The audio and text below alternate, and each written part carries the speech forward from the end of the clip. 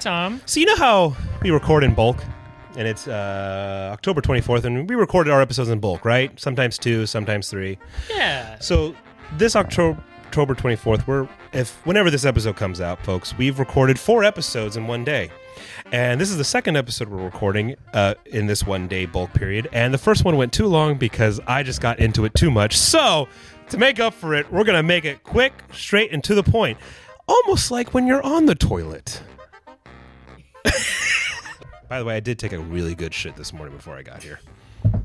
I feel like that leads into this conversation.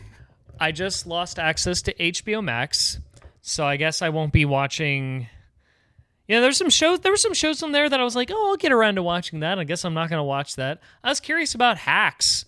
I haven't watched Hacks. I hear that's a funny show. Rick and Morty to catch up too. Yeah, you got. Yeah. I wanted to actually like full on watch Smiling Friends. I heard. Oh, dude. Guess I can't watch that anymore. So, and the reason why I lost it is because I was sharing a password with. It was my parents' account actually. I was sharing a password with them. Hi, Mr. and Mrs. Baker. And one day, I think my wife wanted to watch Tuca and Birdie. That is her favorite show. Yeah, that's and a of good course, show. the Tuca and Birdie. Of course, that's a weird situation because Tuca and Birdie first came out on Netflix, and you can only watch the first season on Netflix. Netflix canceled it because Netflix is going to Netflix, and Adult Swim picked it up for 2 more seasons, and then it died on Adult Swim. So you could. If you want to watch it all the way through, you have to watch the first season on Netflix, and then you have to watch seasons 2 and 3 on HBO Max. And I don't know. I think my wife needs to find another feel-good show because she's been rewatching those 30 episodes over and over and over again, and I'm like, honey, you need to find something else to watch. This is not the same as my Star Trek obsession because at least I have like 900 episodes to choose from, but like I don't know, that's just me, I don't know. But yeah, now she's down to just watching the one season, which I don't know, maybe hopefully that'll be the push to push her somewhere else. But it still sucks that we can't password share on HBO Max anymore, just like we can't password share on Netflix or Disney Plus. I lost my Disney Plus the same way. Yeah, because it was her parents' Disney Plus, and we can't. Ooh. So I can't finish Andor. I didn't get to finish Andor. Guess I'm not going to watch that anytime soon. Yeah, password sharing, that was a thing, and now it's not a thing anymore. And I think the only thing I have left that's password shared is the Hulu account. I think Amazon's cracked down too. Yeah. Yeah. Well, I already have my own Prime account. No, but I think thankfully. They're going to crack down on that. Yeah, and that that used to be the culture, like we're gonna share passwords on the Netflix account, and Netflix even made tweets saying like sharing a password is a great thing, and then around 2020-ish, COVID. Well, it's not COVID's fault. The COVID era. Well, Netflix kind of rose to it was like the peak, It's kind of like when it became clear that Netflix couldn't grow their subscribership anymore. They've reached the peak. They are the Coca-Cola of streamers, the Coca-Cola of television. They won. They won the streaming wars. And like to even call it's stupid to even call it a war, to quote The Wire. But in this case, it's because everyone else is competing to be Pepsi. Ew, God, ew. It's like you're not going to beat Netflix, so you have to compete. Sorry, to be I just second. shivered when you said Pepsi too. Ew. Do you not like Pepsi? Fuck no. Okay. No, but just the sound too. The sound of saying you're competing to be Pepsi is like nasty. Let's drink Diet Dr. Pepper. I got a box of them right over there if you want them. Yeah. My wife bought those. I get some ice in the freezer. No. Yeah. So, when that happened, normal people thinking would be like, oh, Netflix will just be content to sit there.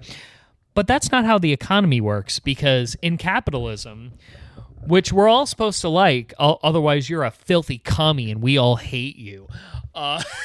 In capitalism, shareholders are supposed to demand infinite growth. Even though, like, growth can never be infinite, at least not if you're making the product good. So if you've made the product the best you can and you cannot go any further, well, now you got to make that product suck.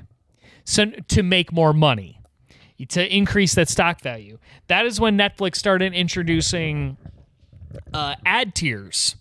Because Netflix used to never have ads. God, I hated when Hulu started that. I hated when Hulu started that. Well, okay, remember when Hulu was free? Yes, I know. I was there. And then they had the subscription version, which with a free version at least. Yeah, there's a free version, but now it's like, oh, there's a subscription version. Well, now you can't. Hulu is not free anymore. And there's just ads. And there's an ad version, but you still have to pay for it. Dear God. Okay, just a side note. For the next presidential election, you will earn my fucking vote. No matter who you are. You will earn my vote if you say, I will direct the SEC to make all ad tiers of streamers free. Like, you can, paying for a subscription to also get commercials, that should be illegal. Hey, they do that. I'll sing that little anthem chant from A Hunt for Red October.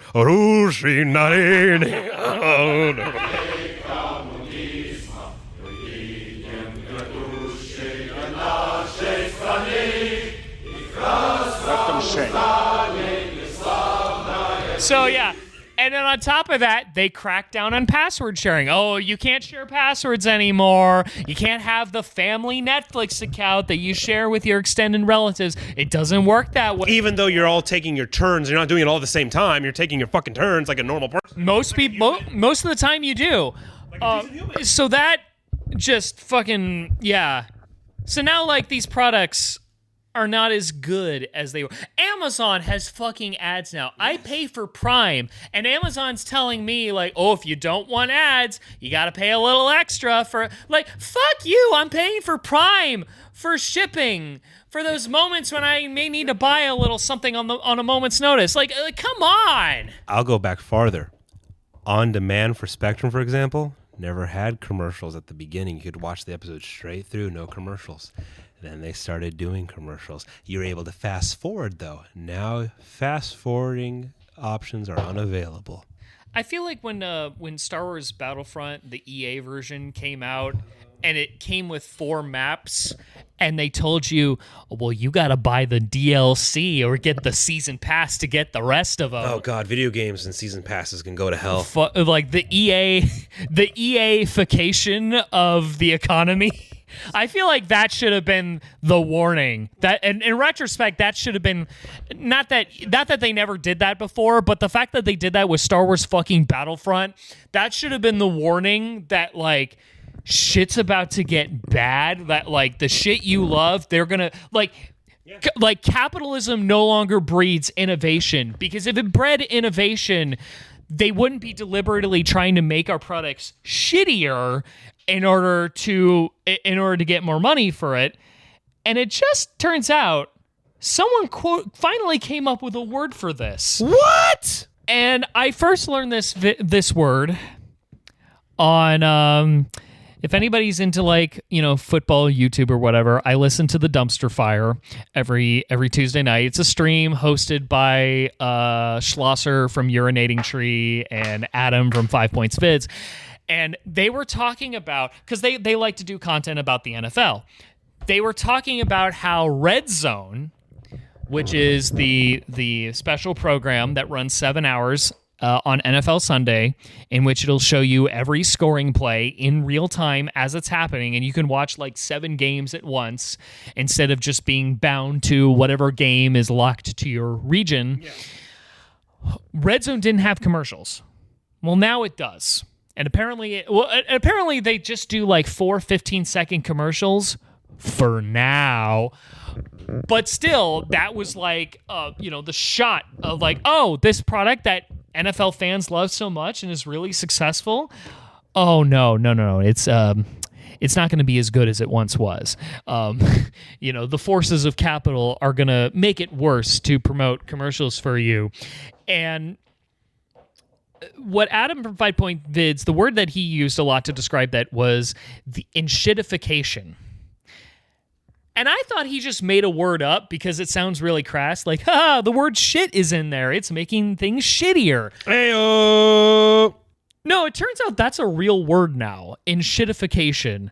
Or according to Wikipedia, synonyms are crapification and platform decay, which they define as a pattern in which two-sided online products and services decline in quality over time. Initially, vendors create high-quality offerings to attract users, and they then degrade those offerings to better serve business customers, such as advertisers, and finally degrade their services to users and business customers to maximize short-term profits for shareholders. Neologism was quoted by a Canadian writer who has written like science fiction, like speculative science fiction, as well as like, and like speculative nonfiction. It goes by the name Cory Doctorow.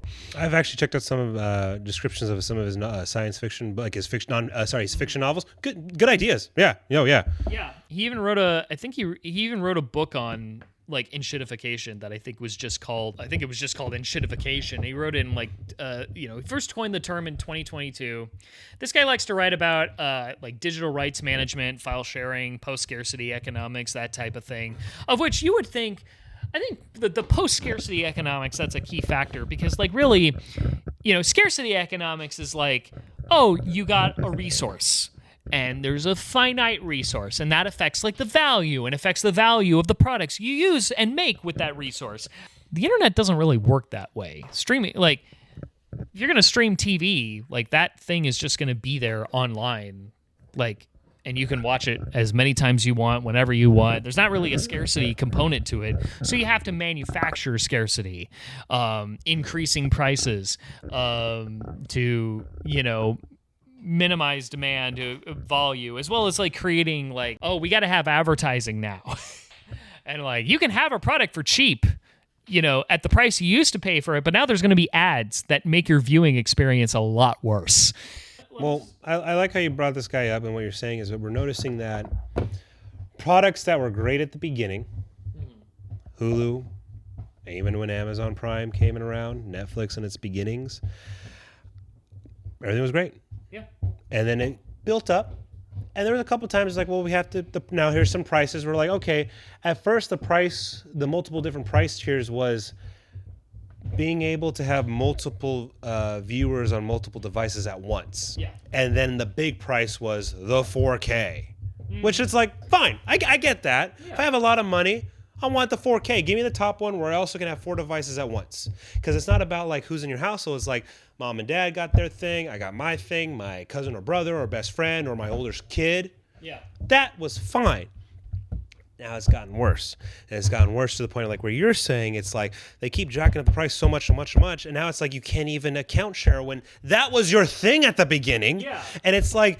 And it's not like I'm account sharing at the same time. Like we were saying, a decent person's like this. Oh, mom and dad have their turn. When they're done at 7 p.m., it's our turn. And we switch off.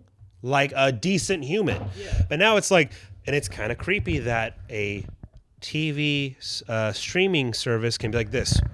We know who's in the house and not. We know what address this is being streamed from. That's a little fucking creepy. We know this is not the house where the account is based. You are not allowed to watch it here. And to go further into it too, as we're talking, it's not just our streaming platforms or cable subscriptions. It's almost like all products around our country in America. Yeah, and I was, you know what? The word wasn't coined yet, but I've been hearing about enshitification practices, like for video games, for a long time. Certainly, like back in the old days. You got a complete game, and you didn't have to like... DLC wasn't even a thought! Yeah, DLC was really a bonus. It was like, you don't need this.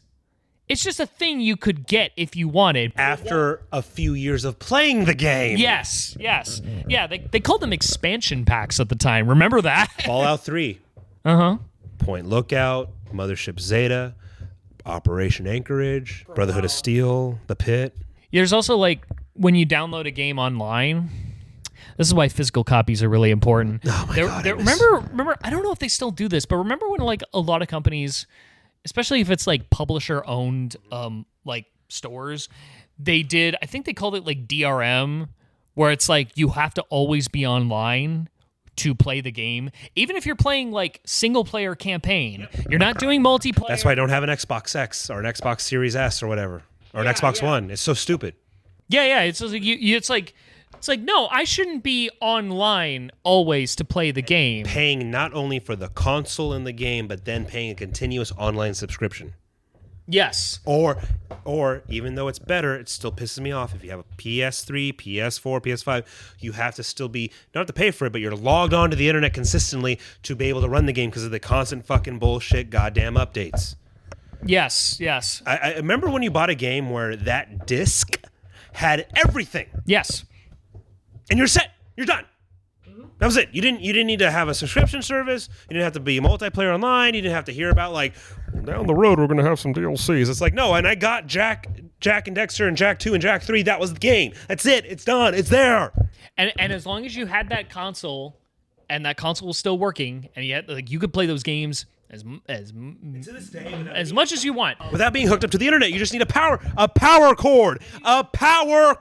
Yeah, and if you downloaded, but now it's like if you buy in quotes the game online to this day and right now, like didn't like the PlayStation Store go down for PS4 like just recently, and like people realize that the games they bought online, a lot of them are gone. Yes, or better yet, you saying that, right? Remember about a year and a half ago, because I had Fallout 4 and they did a thing where the DLCs were all free and I just picked a couple of them and I was playing a couple of them, and then Bethesda said like, hey, we're just going to do a big old update for just Fallout 4 specifically, and I lost fucking Far Harbor. And then that stopped you from playing the game. I said, hey, an update just happened. Wait a couple months so it all settles down with the bullshit stupidity and then jump into the game. You're like, well, in a couple months, Tom, I'll be doing something else with a video game. Yeah. And then, like, I tried playing Fallout 4, and it, like, glitched right off the bat. Yeah. And I haven't gone back to playing it again. I mean, I've told, like, oh, you need to do this, and then the glitch will be gone. It's like, why? I don't want to deal with that. But why do you need to do that? Yeah. And the thing about Fallout 3, when those first DLCs came out, it came out, like, 3 years after the game. Mm-hmm. And people were like this, hey, oh, they added more levels and more like perks. Oh, they added this and that. Oh, okay, like this was okay. Now we can get back into it. Like it's fun, it's great. But now every single game is like this. Far Cry 6, get that season pass. Battlefield 6, get that season pass. Black Ops 7, pre-order so you can get that special weapon and skin pack and this and that. And you'll be the coolest dude playing online. At this point, as a gamer in my head, I'm like this, dude, if I'm going to pre-order and have to pay all this extra stuff for standard, ultimate, deluxe, gold, collectors, old blah, blah, blah, it's like this. Someone better come to my house and give me a fucking hand job at this point, like, and cook me a goddamn meal. Like, shit. And it's not just video games, streaming. It's the products we purchase on a daily basis. I've been talking to my wife about this for years, and I've talked to other people too. And I'm calling them out. Yeah. Remember when Levi's jeans were great? Remember when that material was denim? From elementary school to middle school and high school, like that was denim. That was legit. It was great. It held on the whole year through weather, through heat, through all that cold. Dude, I was at a Kohl's and I'm looking at the Levi's. I'm like, let me touch it. I'm like, this is paper. Mm-hmm. This is college roll 8x11 fucking paper. And my wife felt just like this. What the fuck is this shit? I'm like this. This is why I become a Wranglers man. Mm-hmm. At least Wranglers stays true to it. It's like that Rick and Morty joke. Remember Wranglers? Yeah. Is a super laser like programmed to not be able to destroy Wranglers jeans, or like it just can't destroy Wranglers jeans? Yes. Like or how our cars have gotten worse. Like you can't even. No, they have. Our cars have gotten worse over there. You can't even do simple maintenance at home anymore because fucking car manufacturers are like, well, we put this little extra plastic covering and shield in case of an accident. Well, how do I take it off? Well, you got to go to the dealership now. You got to go to the dealership now. You got to go to the dealership now. You got to go to the dealership now. You got to go to the dealership now. But even then, there's still like auto shops that'll like get certified to. Maybe I could see that for something like Tesla. You used to be able to do it at home. Everything. Mm-hmm. Now you have to go somewhere. Because they built the car that way. There's that too. Okay, you know what? I do know what you're talking about. Like my wife's car. And I bought the filter. But the problem is like the cover, there's like one screw in the far, like you need to take it somewhere, like you can't reach it. And I'm like, fuck, man, like why would you design it that way? Oh, it's to take it to a repair shop. And it's just, or better yet, you used to be able to reuse your filter by taking it out and hand cleaning it, and you could get like 10 usages out of it. Filter's stuttering, you're getting a brand new filter. Like, I could have cleaned it at home, but he has all these covers and craps and untouchable screws that needs this brand new matrix of a fucking weird drive. I mean, the old term for this was planned obsolescence. So it's like with your phone, your iPhone. Oh, you eventually update. Eventually, we're gonna I'm gonna keep my phone. I always try to keep my phone as long as possible. Yep. But when the software updates start becoming like slowing down my phone, or it becomes incompatible and the phone becomes unusable, I gotta buy a new one. Then I gotta buy a new one. But it's been also too an outspoken thing that even Apple themselves are like, we found out that Apple makes their phones where the battery will purposely die.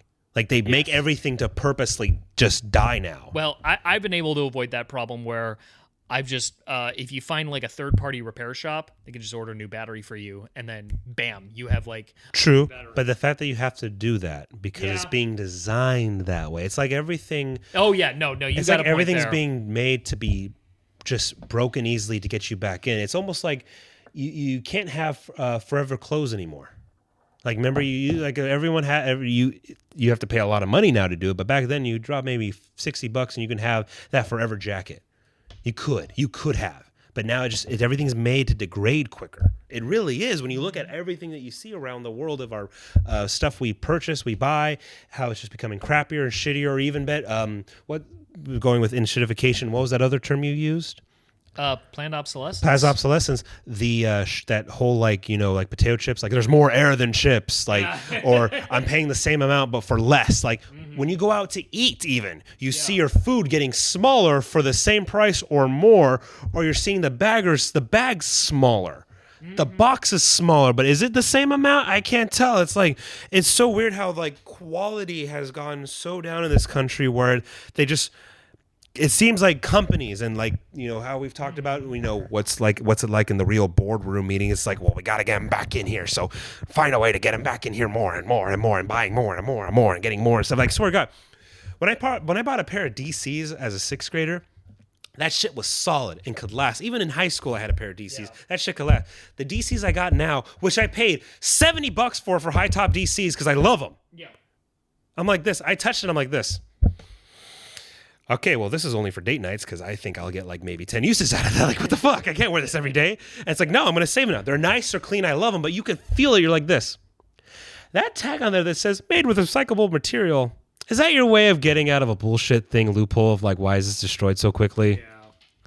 Or it's like, stuff used to last longer all across the board. Like, whether it be your bed, your mattress, your TV, your phone, your fridge, your appliances, your food, everything. I'm okay with, I understand, because I've said this before in our episodes. I do not expect 2 hot dogs and 2 glasses of beer to be $4 like it was, remember, Field of Dreams? Oh, yeah. I don't expect that. I understand now that stuff's expensive, but it's like, but that much? A fucking beer can be $25? At a ball game, at a football game? 25 fucking bucks? Like, remember, for big events, you could buy physical tickets. And sometimes they get mailed to you. And you have the physical ticket, and then that physical ticket is like a souvenir. Yes. But that doesn't exist anymore. I want to go to a Dodger game. I need to download the MLB Ballpark app, and the tickets all have to be on my phone, so I have to make sure my phone is always charged. And I have to take multiple pictures in case something bad happens. Yes. Always charged. Mind you, the same phone that I use to navigate my way to Dodger Stadium, to try to... where's the less traffic, and also I don't know that area as well. I'm using power, so granted, if I have a charger in my car, that's okay, but I just have to make sure that's connected, and I have to make sure I have enough power from the begin with, because sometimes my phone doesn't charge that charge that fast in the car. And then on the other hand, it's like, sometimes you buy tickets online, and it's the only way you buy tickets online, but then you get like the extra fee, like the online fee. Oh, it's like when you book a hotel, like all those bullshit extra fees. Well, wait a second. Why am I getting feed for buying this online and having this be digital? This is the only way I can get it. I can't call the company and be like, "Hi, I'd like to order 2 tickets." I can't. It's like being a consumer is a punishment now. It's how they treat. No, I'm saying like being a consumer is a punishment. Well, this is like, you know, the enshitification, planned obsolescence. I'll introduce a new term. You ever heard the terms late stage capitalism or end stage capitalism? Yeah. Where it's kind of like the term implies that like the market as we know it is coming to an end because it's conglomerized so much, and it's just now trying to nickel and dime us as much as it can. Greed is, it's funny, and the ones who aren't listening to the problems about late stage capitalism is like this. You guys preach Christianity so much. Greed is a sin. Yeah. Unless you believe in prosperity gospel, I guess. I was hearing something recently like 92% or something like that, like some high number like that. 90% of like the market growth these days, it's all AI. Except you know where the money in AI is going? It's just going to other AI companies. Yeah. And it's like they're literally just passing money amongst themselves to develop AI. It's not like you invest in like a grocery store. And it's like, oh, you invest in a grocery store, people come to your grocery store, you make a lot of money at the grocery store. I'm going to open up another grocery store. And then, of course, on top of that, the money that you spend for vendors to put products in the grocery store, the money that goes back to the vendors because those products were successful, people bought them, so now you can buy more stuff. The vendors can maybe expand their operation to make more products that they can sell to grocery stores, or like in the case of like a business center type store, like Costco Business Center. Like they don't just sell products to consumers, they also sell products to businesses. You know, sell food to restaurants. Well, now the restaurants can make money, and maybe the restaurants will be so successful they'll open other restaurants. But this is just like, but the AI shit, it's just like insular. Yep. And it's like a big bubble to where it's like the bubble is so big, it's not like too big to fail, it's too big to keep going. What was another bubble that popped that we know led to a lot of bad stuff? The housing bubble. Oh yeah. Oh no, that shit is coming. That shit, or the .com burst. Yeah, I've heard that. Oh yeah, that is coming, and it's. Or even, hey, to take it back to how video games have gotten worse. One game is almost 120, 165 gigabytes of memory. That's like the entire console. Now, arguably, maybe that's just like what the cost of having like super good graphics, but still, at a certain point. Is it really? Are the graphics really that worth it? I've heard stuff that Grand Theft Auto 6 might be like 200 plus gigabytes. Not only just the cost of being almost $120. Yeah. But it could be almost 200 plus gigabytes. I've heard this shit. Yeah. It's like it's almost like that, because we record in bulk, folks. We did earlier right now how about TV shows is like make them look shittier, quote unquote, to get more out of it.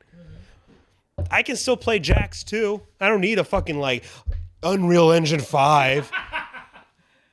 Yeah. You know one of the greatest video games that has the shittiest graphics? Undertale.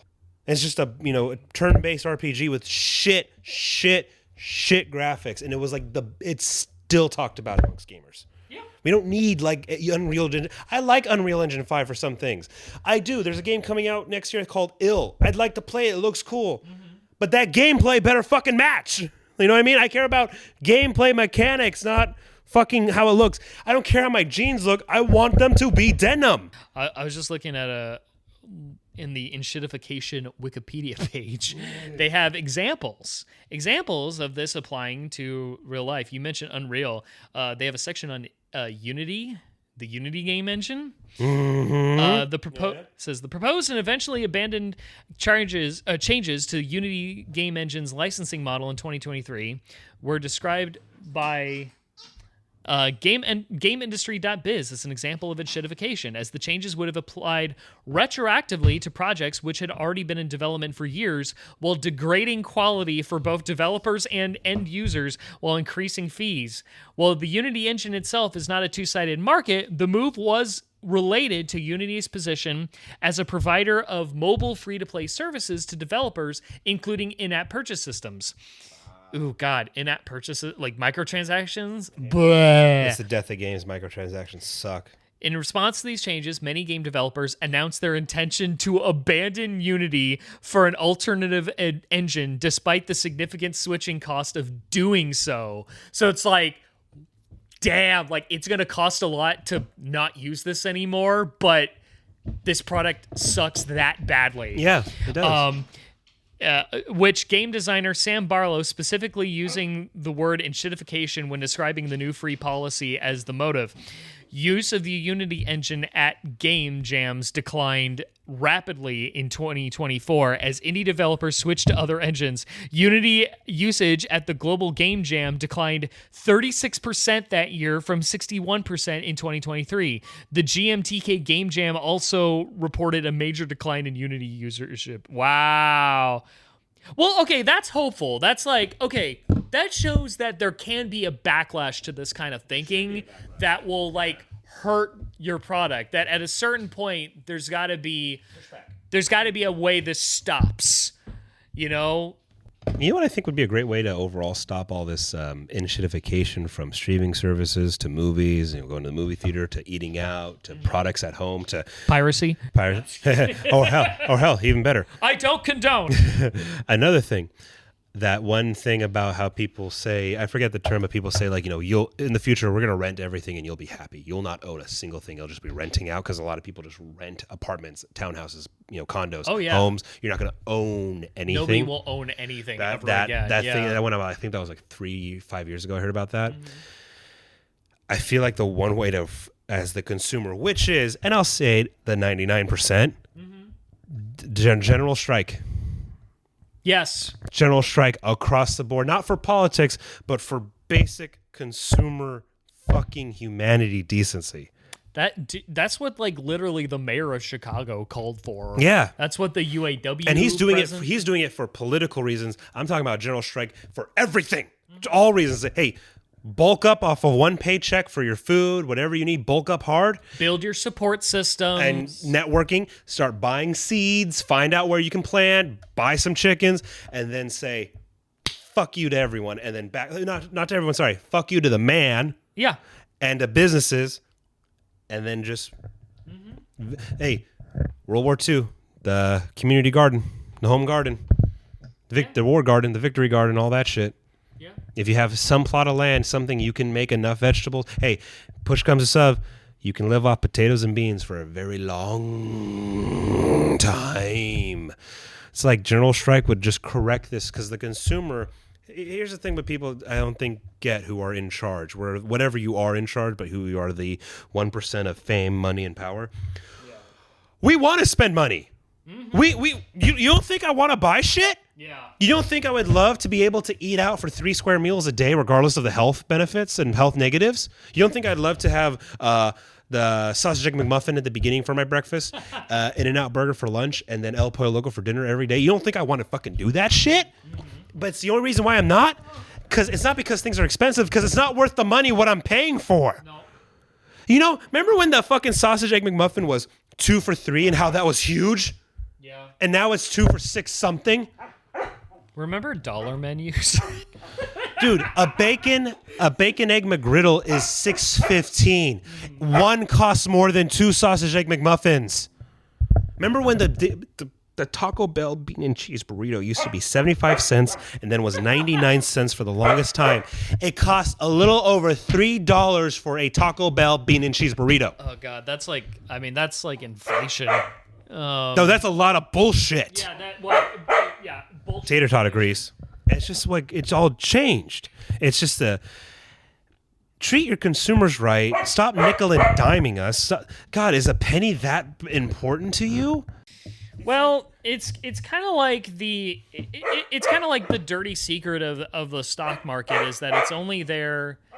The theory is like the stock market was there to as some sort of indicator of how well the economy is doing, but really it's just the vibes of rich people.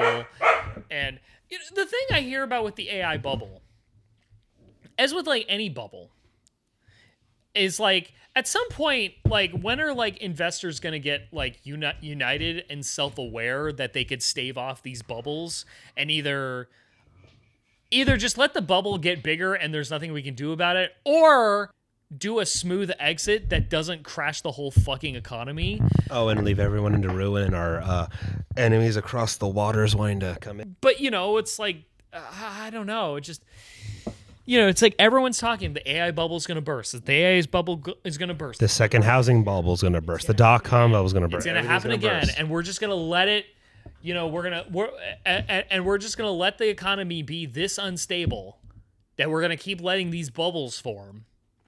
Bubbles pop, folks.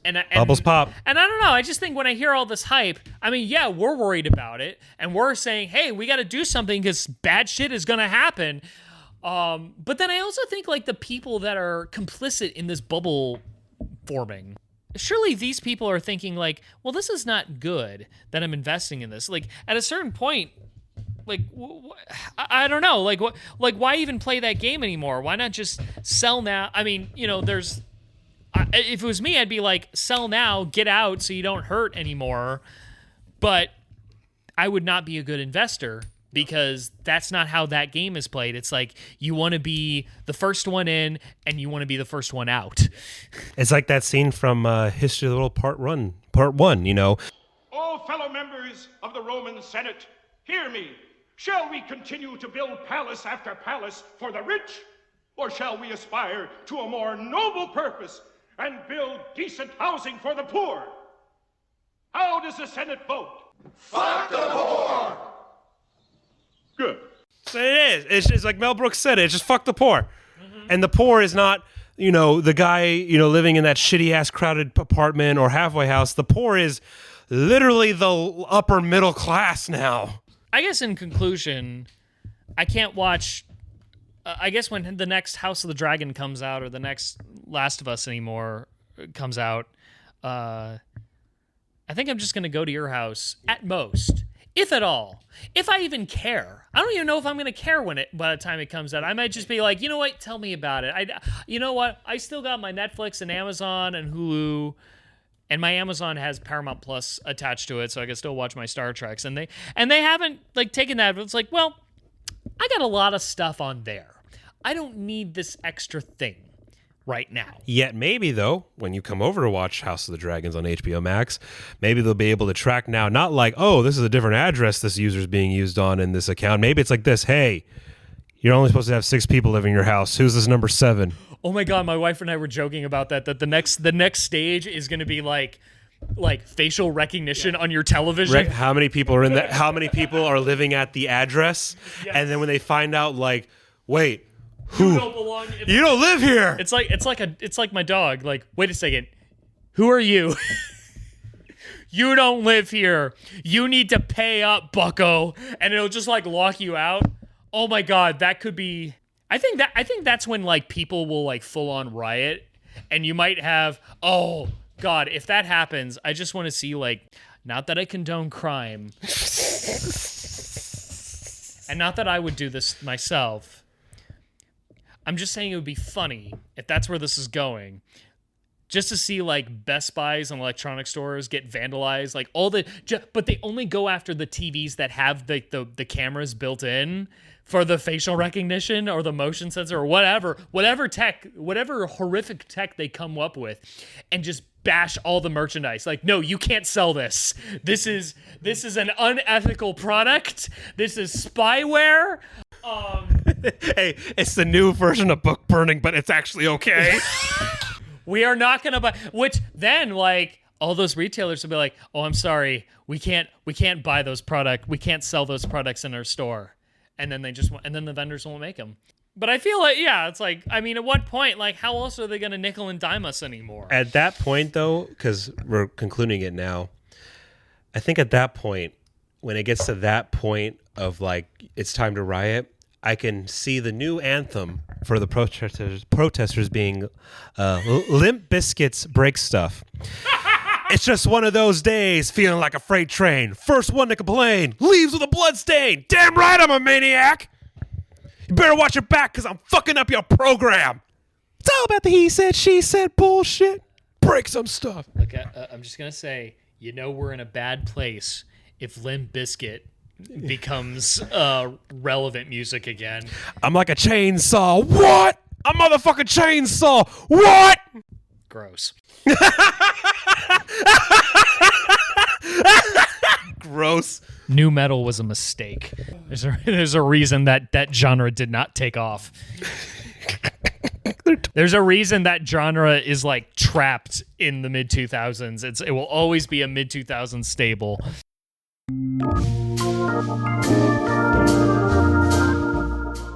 Good afternoon, good evening, and good night.